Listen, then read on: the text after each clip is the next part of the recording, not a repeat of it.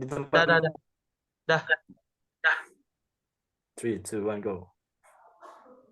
Halo teman-teman, kami dari kelompok 4 dari Rek C akan melakukan FGD mengenai global issues atau masalah-masalah yang terjadi di dunia. Jadi kami tuh akan membuat skenario seakan-akan kita tuh membayangkan Indonesia bekerja sama dengan negara yang akan kami pilih dan isunya tuh kami pilih juga. Dan kami akan menjelaskan kenapa negara tersebut cocok untuk menyelesaikan isu tersebut bersama Indonesia. Nah, scroll Gaby. Nah, di kelompok kami itu ada Gaby, Vicky, Aldi, Razan, dan saya sendiri, Revaldo, dan juga Sultan. Nah, latar belakangnya, kan kami ini bahas tentang climate change, isu globalnya. Nah, iklim atau climate itu bisa didefinisikan sebagai kondisi rata-rata dari curah hujan, kelembapan, temperatur, awan, hujan, dan suhu udara di suatu daerah tertentu. Karena tidak semua di daerah kondisi iklimnya sama. Faktor yang menyebabkan perbedaan iklim di antaranya adalah letak lintang, ketinggian, geografis, lereng, jarak, suatu tempat dengan perairan, serta kondisi arus lautnya. Suhu normal udara pada iklim yang normal itu adalah sekitar 20-25 derajat Celcius. Sedangkan suhu udara rata-rata tahun 2023 meningkat menjadi 27,20 derajat Celcius, yang mana mengalami peningkatan sekitar 2,20 derajat Celcius dari suhu normal. Nah, terus akan dilanjutkan penjelasan tentang iklim ini oleh Vicky. Halo teman-teman semuanya. Jadi Halo Vicky. perubahan iklim terjadi sekarang ini jadi isu global yang sangat banyak dibahas loh, BTW ya kan. Kayak mulai dari adanya pemanasan global, habis itu bencana-bencana alam, turunnya temperatur bumi. Terus nih, selama 100 tahun ini nih, pemanasan global yang terjadi sekarang itu tuh yang paling parah, bumi itu tuh semakin hangat sekarang nih, semakin bisa dibilang ya panas lah ya kan. Habis itu peneliti juga itu tuh nggak menyangka ya kan, kayak di kurun waktu 2023 ini nih memecahkan rekor pemanasan global yang paling panas di dunia sekarang, memecahkan rekor tahun 2016 kemarin. Nah, setelah itu akibatnya banyak terjadi bencana, seperti ada bencana-bencana alam, kebakaran di beberapa negara, kayak contohnya kebakaran hutan di Brazil, kebakaran hutan di Amerika, kebakaran hutan di Kanada, habis itu ada beberapa gempa, dan juga ada kayak banjir yang terjadi di beberapa negara di Afrika Timur. Dan yang baru-baru ini ya terjadi banjir di Bandar Lampung ya kan. Kalian ada yang kena dampaknya nggak nih BTW? Enggak, alhamdulillah. Tidak. Oke Aldo, kayaknya sih penjelasan tentang iklim segitu dulu deh. Oke, kita balikan ke Aldo. Terima kasih Vicky ya, sudah menjelaskan lebih detail tentang iklim. Nah, section selanjutnya, kita akan bahas nih negara mana yang cocok untuk menjalin kerjasama multilateral dengan Indonesia. Bakal dijelaskan oleh Gaby. Oke, makasih Aldo. Jadi negara yang kita jadikan penelitian pada saat ini, kita ambil Jerman. Kenapa kita ambil Jerman? Karena kita ngelihat Indonesia itu punya potensi kerjasama dengan Jerman, karena Indonesia memiliki sumber daya yang dapat mendorong pengembangan energi terbarukan dan mempercepat transisi energi dengan Jerman. Seperti Indonesia bisa menyediakan SDM mentah. Contohnya seperti fosil-fosilan untuk diolah oleh Jerman. Jadi Jerman itu udah bisa mengolah fosil tanpa mengeluarkan CO2 yang bakal merusak ozon. Teknik itu tuh Teknik itu tuh namanya CCS di setiap pabriknya. Jadi teknik CCS itu bisa meminimalisir CO2 yang akan dilepas dari pabrik. Lalu kita juga punya sisa minyak sawit dan bakteri yang bisa diubah menjadi gas. Hasil dari kerjasama itu udah ada programnya, antara lain ada program mandatori B30, lalu ada pembagian lebih dari 300.000 lampu tenaga surya hemat energi untuk masyarakat di daerah pedalaman Indonesia. Lalu juga ada pembangunan lebih dari 26.000 penerangan jalan umum tenaga surya, penerbitan peraturan Menteri ISDM tentang PLTS atap, serta penyusunan roadmap energi terbarukan. Kira-kira dari teman-teman ada yang mau ditanyain nggak dari pembahasan aku? Aku mau nanya, Apa tuh, Vicky Vicky? mau tanya, silakan Vicky. pertanyaanku tuh, itu kan kalau kita kerjasama kepada negara lain ya, sebenarnya apa sih yang kita bisa lakukan untuk mengurangi perubahan iklim itu? Kayak mungkin kita bisa menggunakan hemat energi kah atau seperti apa? Makasih. Jadi seperti yang aku sebutkan, itu ada tenaga surya kan ya. Jadi mungkin kita bisa pakai mulai mengganti jadi tenaga surya dari yang fosil-fosilan gitu. Jadi tenaga surya kan kita pakai surya nggak bakal ngeluarin CO2 yang berlebih gitu. Aku boleh nambahin nggak sih? Boleh banget. Kayak mungkin aku kepikiran tuh kayak kita mulai mengganti, mungkin yang punya mobil-mobil atau gimana, kita mulai mengganti tuh dengan mobil-mobil listrik ya kan. Kayak kan itu polusi udara dari kendaraan bermotor itu tuh kayaknya 30% deh di Indonesia. Yang 40%-nya itu tuh produksi industri ya kan. Jadi lumayan kalau kita mengganti kendaraan bermotor kita dengan kendaraan listrik, ya kan? Tapi ya mungkin yang bermasalah dengan harga. Mungkin nanti bisa disubsidi ya kan sama negara. Oh ya, kita beli Tesla nanti. Nah, kalian Tika mau nanya lagi nggak dari materinya Gaby? Nggak ada ya? Nggak Nggak ada ada tuh. kalau saya. Nah, nggak ada. Nah, habis itu kita berlanjut ke program yang lebih lanjut. Detailnya itu gimana sih Jerman sama Indonesia? Akan dijelaskan oleh Razan. Silakan Razan. Nah, selain program bekerja sama yang udah disebutin sama Gaby, Indonesia sama Jerman juga udah berinisiatif kerjasama untuk mempercepat dan mengimplementasikan proyek-proyek infrastruktur hijau atau biasa disebut Green Infrastructure Initiative, GII. Nah, GII ini adalah salah satu solusi yang menjanjikan dalam membangun masa depan berkelanjutan, di mana pendekatan ini memanfaatkan elemen alamiah seperti vegetasi tanaman dan sistem aliran air untuk menghadapi tantangan perkotaan. Nah, inisiatif ini disepakati pada tahun 2019 di Berlin dan mencakup fasilitas kerjasama keuangan.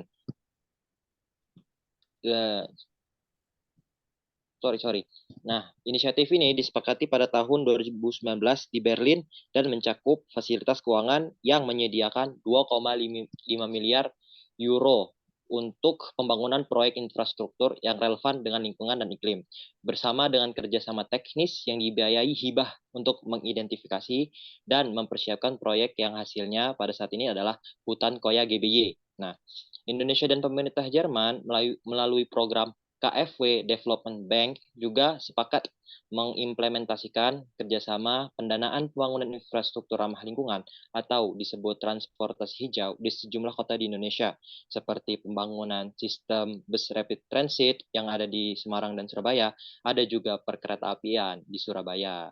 Nah, dari penjelasan tadi, ada nggak sih yang mau ditanya-tanya? Nah, kan Vicky nanya. Kayaknya bukan nanya sih, kayaknya keren banget ya kalau itu semua bisa terjadi. Bener gak sih teman-teman? Iya, keren banget Vicky. Iya, Vicky mau kayak nanya nggak? udah aku cuma mau kasih tahu aja. Nambahin. Mau nambahin Aldi? Coba Aldi Ya. tambahin. Jadi kalau kita yang sesuai dijabarin oleh Razan tadi ya, kalau kita bisa bangun transportasi publik yang bersifat ramah lingkungan itu bakal ngelesain dua masalah sekaligus. Dimana untuk mengurai kemacetan di jalan raya, kita bisa menggunakan transportasi publik tersebut. Sama juga ngatasin iklim ini dengan pemakaian kendaraan umum yang bersifat ramah lingkungan itu tersebut juga berdampak pada iklim. Jadi iya kan? itu dua benefit dalam satu penyelesaian. Benar. Sangat ini sih Sangat bagus sih. Bagus. Kerjasama Bagus. Indonesia dengan Jerman. Itu aja Sangat dari bagus. saya. Ada yang mau nambahin lagi nggak? Ya, Ada nggak? Nggak ada ya? oh, ada nih. Kalau tadi kan Vicky sama Aldi nambahin. Kali ini gue bakal nanya lu, Zan. Oke. Kenapa Jerman sih? Kenapa harus banget Jerman gitu? Alasan spesifiknya apa? Kenapa harus Jerman yang harus menjalin kerjasama ini? Sebenarnya Kenapa? ini bakal dijelasin di sesi selanjutnya. Cuman Nah, di sini saya akan ngejelasin dikit-dikit. oke. Let's go, Razan. Jerman itu kan ya, kita tahu lah, Jerman itu negara maju, SDM-nya maju, infrastrukturnya maju. Nah, ya di Indonesia itu, sedangkan di Indonesia, SDM sama infrastrukturnya itu kita kurang. Tetapi kita ada kelebihan, yaitu di sumber daya alam. Nah, kita bisa manfaatin sumber daya alam itu buat ngelakuin kerjasama lah dengan Jerman gitu kan. Jadi saling menguntungkan. Jerman bisa nguntungin Indonesia dengan SDM sama infrastrukturnya, kita bisa nguntungin Jerman dengan SDM yang berlimpah. Nah, mungkin itulah ya. Jadi menciptakan ekosistem kerjasama yang mutualisme ya, saling Mutualisme. menguntungkan. Benar. Oke, jawaban yang bagus, Razan. Nah, Oke, thank you, kan tadi Aldo. kan udah dijawab Jerman. Nah, kita perlu dong data-data yang mendukung validasi skenario yang kita buat ini. Skenario pengandaian kenapa Jerman harus bekerjasama dengan Indonesia. Nah, akan dijelaskan oleh Sultan. Oke, terima kasih Aldo. Menurut data yang kami temukan, pendorong keberhasilan kerjasama antara Indonesia dan Jerman, yaitu seperti yang kita ketahui, Indonesia kaya akan sumber daya alamnya, tapi kita kurang bisa mengolah sumber daya itu secara mentah-mentah. Maka dari itu, kita dapat menawarkan sumber daya alam berupa fosil kepada Jerman, yang dimana menurut data yang kami temukan, Jerman masih akan memanfaatkan fosil-fosil hingga tahun 2030. Kerjasama ini dapat kita kembangkan menjadi kerjasama mutualisme antara Jerman dan Indonesia. Di satu sisi, Jerman akan mendapatkan fosil-fosil yang belum diolah dari Indonesia, dan Indonesia dapat meminta kerjasama di bidang transportasi hijau. Kami memilih kerjasama di bidang transportasi hijau bukan tanpa alasan. Justru kami telah memikirkan betapa besar efek yang akan dibawa oleh transportasi hijau terhadap perubahan iklim yang terjadi di dunia. Kita dapat melihat contoh nyata pada saat pandemi COVID-19, di mana penggunaan transportasi mengurangi akibat himbauan yang dilakukan pemerintah dunia untuk tidak keluar dari rumahnya. Transportasi hijau dapat menjadi solusi agar iklim di dunia menjadi lebih baik. Kerjasama di bidang transportasi hijau pun sudah diterapkan di berbagai daerah seperti Surabaya, Semarang, yang merupakan bus rapid transit atau BRT. Jadi meneruskan kerjasama di bidang ini adalah pilihan yang bijak untuk mengurangi perubahan iklim yang terjadi di dunia. Kemudian kalau ada yang mau nanya atau yang ditambahkan, Mau nambahin nggak? Ada yang mau nambahin, ada yang mau nanya, ada yang mau bahkan ada yang mau kontra sama penjelasannya Sultan? Nggak apa-apa. Aku dong, Sama kan? tapi ya Sul ya, Coba itu Vicky. tuh udah berjalan banyak tuh. Ada kira-kira bisa nggak sih kalau meluas kayak bus tadi itu bisa meluas hampir ke seluruh daerah Indonesia? Gue mau jawab tuh. Boleh dong. Kalau ditanya bisa meluas apa enggak, ya kalau bisa pasti bisa. Tapi susah atau gampangnya pasti susah. Karena pendistribusian teknologi itu susah banget. Buktinya masih banyak desa tertinggal di Indonesia. Pendidikan juga masih belum merata. Pendidikan aja yang krusial di suatu bangsa, kan ada dua sebenarnya kalau negara. Fondasi negara itu ada dua, kesehatan sama pendidikan. Nah, kesehatan dan pendidikan itu kan basic banget, belum merata di Indonesia. Apalagi kayak teknologi yang advance, kayak kendaraan ramah lingkungan itu kayak susah banget deh. Tapi kalau bisa pasti bisa, Bisa. tapi susah. Belum siap Gunakan ya. itu untuk itu kayak penggunaan tenaga surya itu ya nggak sih? Ya, di banyak daerah di kita ya kan? Iya, Vicky. apa namanya? Gue mau nambahin nih, kalau penggunaan sel surya atau panel surya itu emang cocok banget di Indonesia karena Indonesia itu mataharinya menyinari darat Indonesia itu sepanjang tahun, nggak kayak negara lain yang punya 4 musim. Benar. Jadi bakal kepake terus sepanjang tahun. Oke, Nah, lanjut. lanjut ya. Kita akan lanjut ke kesimpulan nih. Bakal dijelasin oleh Kak Aldi. Ayo Kak Aldi, jelasin Kak Aldi. Oke, terima kasih Aldo. Dan kita sudah sampai di mana penutupan atau kesimpulan ya.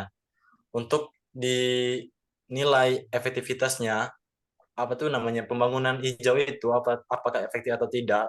Tentunya efektif untuk menjaga keberlangsungan iklim kita yang berdampak untuk setiap makhluk yang ada di bumi kita ini. Kemudian yang kita bahas ini kan pembangunan hijau kan. Nah, yang kita rencanakan terhadap Jerman itu pembangunan transportasi publik dan beberapa sarana-sarana yang lain. Nah, ini perlu kita kita tingkatkan dalam beberapa hal yang menjadi masalahnya nanti, yaitu pertama dalam masalah SDM-nya dulu ya. Seharusnya Indonesia harus menyiapkan sumber daya manusia yang berkualitas untuk merancang atau melanjutkan pembangunan dan serta menjaga pembangunan hijau ini nanti. Lalu, keseriusan pemerintah dalam menangani pendanaan dalam pembangunan hijau ini. Nah, kemudian bagaimana bangsa kita ini dalam mengadaptasi teknologi-teknologi yang mumpuni dengan cepat untuk menyelesaikan pembangunannya nanti. Itu untuk obstacle-nya ya. Kemudian tentunya untuk menjaga bumi kita ini bukan hanya tugas suatu negara saja. Diperlukannya kerjasama antar lintas negara yang saling berkomitmen untuk menjaga bumi kita. Itulah pentingnya kita menjalin kerjasama antar bangsa dan bangsa lainnya. Tentunya hal ini dapat kita laksanakan dari bekerja sama dengan pihak luar seperti kita yang dibicarakan terlebih dahulu tadi antara Indonesia ini dan Jerman. Lalu tentunya tanggung jawab itu harus kita mulai dari diri kita sendiri, teman-teman. Teman-teman udah ngelakuin banyak hal belum di kehidupan sehari-hari untuk menjaga iklim? Misal dari matiin listrik, Gunain ini, ya, apa namanya, kantong belanja ya, yang bisa hal kecil udah secara tidak langsung atau langsung udah ngebantu untuk menghindari kita dari pemanasan global atau climate change. Oke, itu kesimpulannya dia. Ya, Nah, jadi intinya itu kenapa kita bikin skenario antara Indonesia dan Jerman? Kayak itu tadi, kayak yang dijelasin sama Razan sama Sultan. Jerman kuat di SDM dan infrastruktur, terus Indonesia kuat di sumber daya alam. Jadi bakal bersinergi. Oke. ya kita bisa berkesinambungan untuk saling bermutualisme. Nice. Nah, dan juga benar, dimulai dari diri kita dulu. Percuma dong Iya, infrastruktur bagus kalau masih buang sampah. iya. Kita mau kerja sama negara apapun, Maju.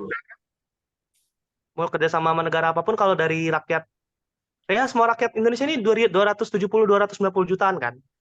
Nah, Ya, kalau dari mulai rakyatnya aja nggak peduli sama lingkungan, percuma dong mau kerja sama negara apapun.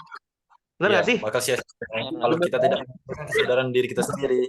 Dari diri kita sendiri dulu nggak sih? Ya, Benar. teman-teman pada setuju kan udah ngelakuin banyak hal buat menjaga iklim kita. Karena climate change itu dampaknya gila banget, kayak es di kutub udah mulai mencair, permukaan air laut semakin naik. Nanti kita bisa tenggelam loh, guys. Jadi Atlantik. Nah, Saya jago. tahu nggak sih, ingat nggak sih kalau ada salah satu hilangnya negara itu dengan apa? Ya Oh karena iya, tenggelam. ada. Nah, Mau tenggelam. Makanya jangan buang sampah. Jangan buang Mau sampah kan? sembarangan. Jangan buang sampah. Percuma IPK 3,5 kalau tenggelam kan? tuh. Nah, Nah, ada yang masih mau bahas sesuatu nggak? Ada yang masih mau dibahas nggak? Ada yang mau nambahin? Ada yang Mungkin main nggak? aku cuma mau bilang kita harus semangat untuk apa namanya perubahan iklim, lagi jaga kesehatan, jangan buang sampah sembarangan, kalau bisa mengurangi penggunaan fosil atau apapun kita harus gunakan transportasi umum, kita majukan Indonesia lebih baik lagi. Semangat, terima kasih. Udah ya. Nah, dan Ini itu kami tutup guys. Gue mau nambahin kali dikit. ini. Oke, ada yang mau nambahin ternyata siapa? Saya. Aldi. Aldi. Aldi Tri Yo. Juliawan, let's go. Kita ini menjaga bumi bukan buat kita saat ini aja, tapi untuk keberlangsungan anak cucu kita nanti. Nah, itu yang bertanggung jawab. Bener banget. Ya, itu aja sih dari saya. Nah, Cukup ya? cukup Mungkin. kayaknya. Kita tutup ya guys, FGD kali ini. Oke. Oke, mantap kalian semua. Gitu. Dah, Makasih kawan-kawan ya, diskusi yang luar biasa ini. makasih Siap. Razan, makasih Vicky, makasih Sultan, makasih Gaby, makasih Aldi, makasih Gaby, Makasih. makasih buat Zoom-nya. Makasih Sultan, Makasih. makasih Gaby, makasih Aldo. Makasih semua ya. Dadah. Wassalamualaikum. Salam. Salam.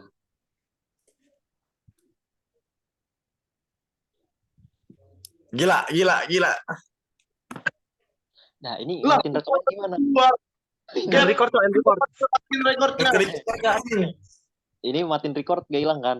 Ini mampus kita hilang. Enggak lah, Coba ya. cepet ya. Ya. Apa dulu, Bismillahirrahmanirrahim. Coba end dulu, kesimpan apa enggak? Iya, end record dulu. Ini siapa yang mau tanggung jawab nih kalau nggak kesimpan? Kita ulang. Ya, kita Aku ulang. record pakai Ya, tadi itu udah natural banget ya. Mati Sabar ya. gua. Bismillah.